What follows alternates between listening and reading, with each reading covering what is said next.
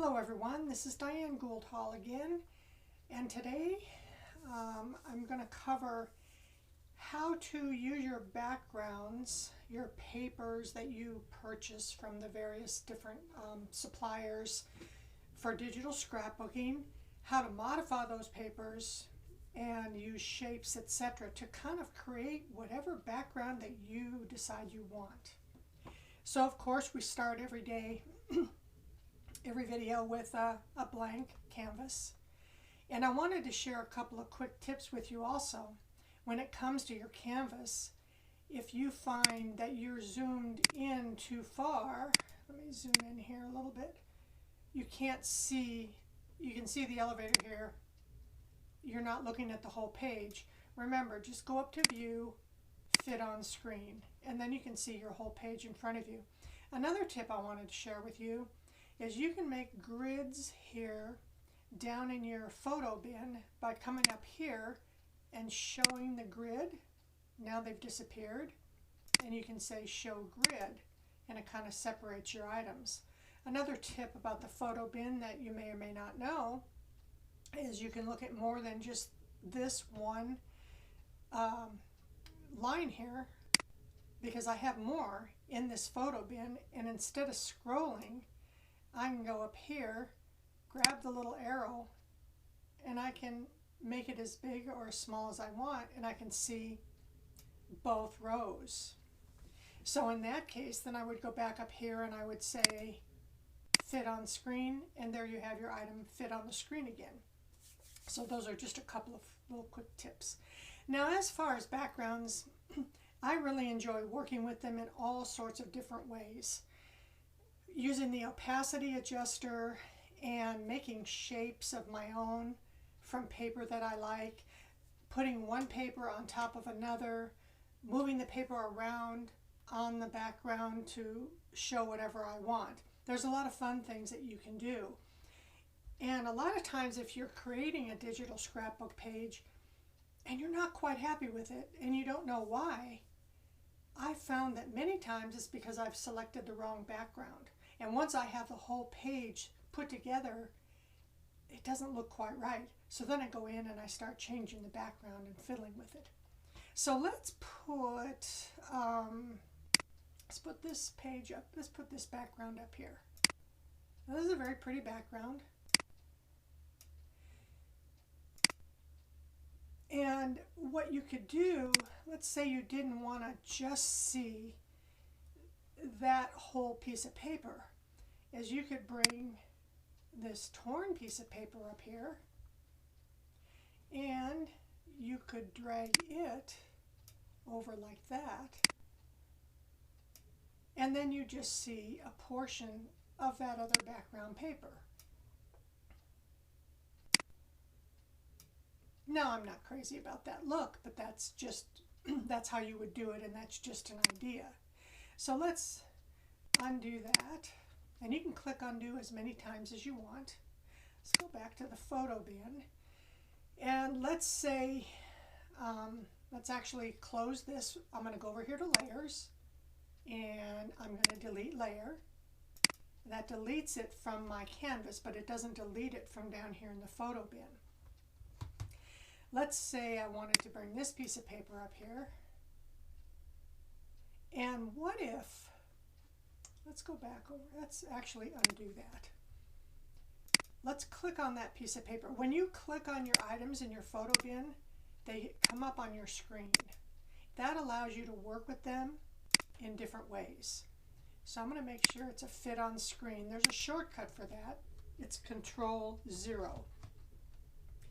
What if I just liked this corner here that has the tickets in it? I would go over here to my shape tool, and let's go down here and let's pick a triangle, and let's go in here. You can always move things around too. Remember that you're not limited in how you grab these. So let's go here. Let's move it around even more. and get what we want of that shape.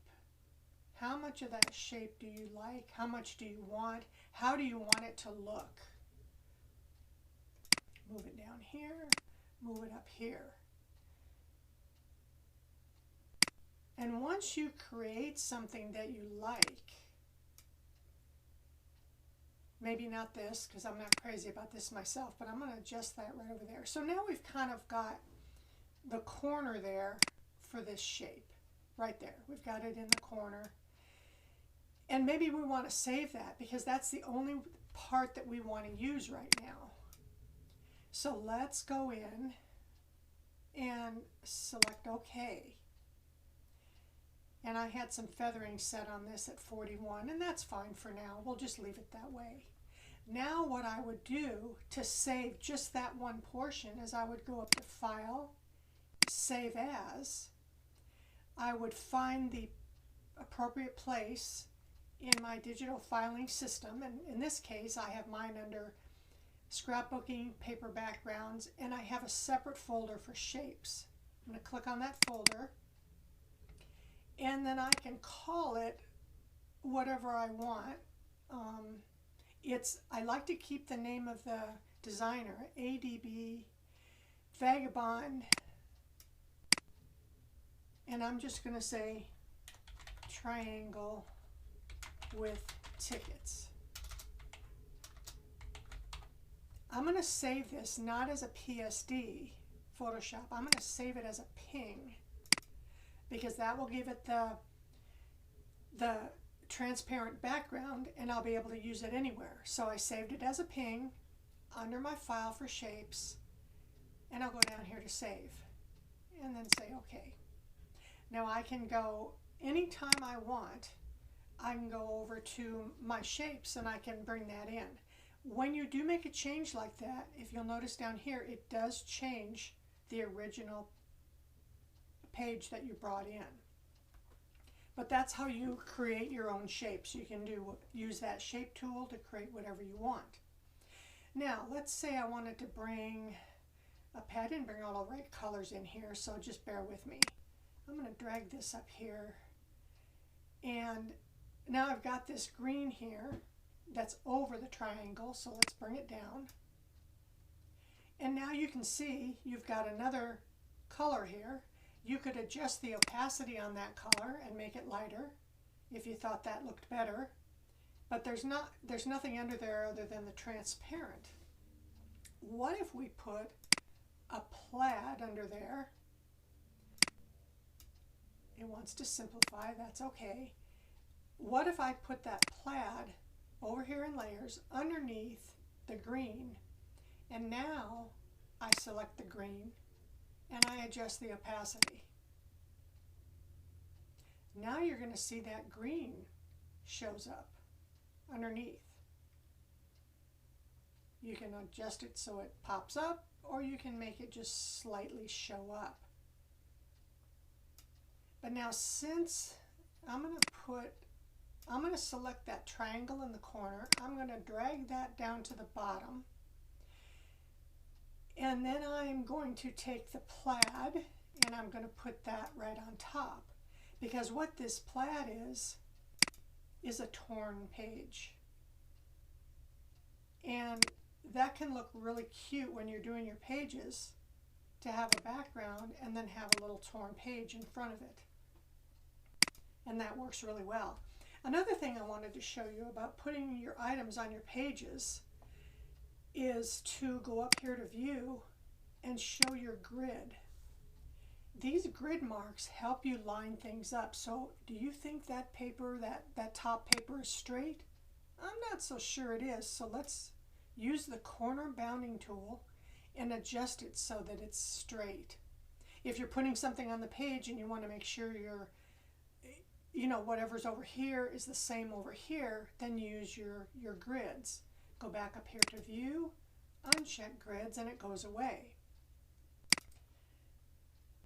What else did I want to show you? Okay, so let's take that and put that underneath. What if I wanted to use a border. So let's bring this brown up here. There we go. Now I'm going to go back over here to my photo bin, and I want to bring the border here to put on that page to use it. Maybe that's going to look really nice. Now another trick I wanted to show you is when you're using things on your pages, select the item, whatever that item is. Make sure your selection tool is chosen, and you've got your bounding boxes, and you're highlighted in blue over here. Go up here to Layer. Oh, is that the one? No. Image. Rotate. Go over to Image. Go over to Rotate. Go down here to the Rotate Layer. If I flip this layer, if I flip it horizontally, watch what happens. Okay, so it flips horizontally. And then you can undo and go back.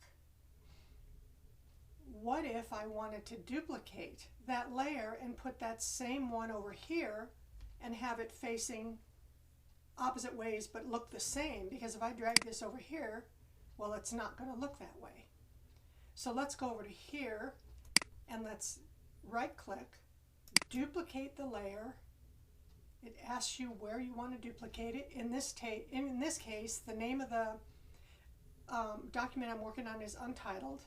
Say OK. Now your layer has been duplicated right on top of the other layer. Drag it over, put it over here, go up to the image, go to Rotate, and flip it horizontally. Ta-da! And now you have your opposing sides. What I did in one case, I put those two together like that. And that makes a nice look in the middle of a page if you're doing a double page spread. So that's how you work with some of these layers. Then what if I wanted to drag this train up here? And then I wanted to make that train maybe a little smaller. And I wanted to adjust the opacity on the train so that it's barely visible. Well, then what I could do is I could, sorry about that phone ringing, now I can put photos on top of there, and that would just be in the background with my photos there. And I can move them around anywhere, any place I want. And remember, when you're moving these around, you can either right click and say bring to front, or you can go over here and you can drag them to wherever you want them. In this case, I'll drag them to the top, and now the picture is on top of the border on the side, and I can adjust it some way, any way I want. So that's just a quick little video about how to flip your items, adjust your opacity, create shapes however you want, and save them to your computer. And that's been helpful to me. Bye for now. See you next time.